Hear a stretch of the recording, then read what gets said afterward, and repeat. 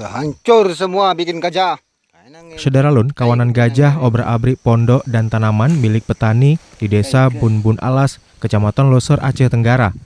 Camat Loser Mustafa Kamal kepada Serambi mengatakan, setiap hari gajah liar berkeliaran mencapai 13 ekor mengobrak-abrik tanaman petani seperti tanaman jagung, coklat, pisang, dan sawit. Menggeluh ini kan kawan Pak ini. Berarti kan dulu ke stok mana ke? Malah. Kayak gak mampus ke. Dia bola itu. Ini mengkawan di beli. Oh, weh. 7 desa yang sering menjadi langganan lintasan gajah dan tanaman yang dirusak gajah liar, yakni di desa Bunbun Alas, Bunbun Indah, dan Tunas Mude, Ukat Peselu, Sadi Ate, Arih Majile, dan Desa Hak Hapen. Lokasi ini menjadi daerah rutin kawanan gajah mencari makan. Ngu kayu tapi kembulak begasnya. Ganda kuning, mata udah kayak belin segala.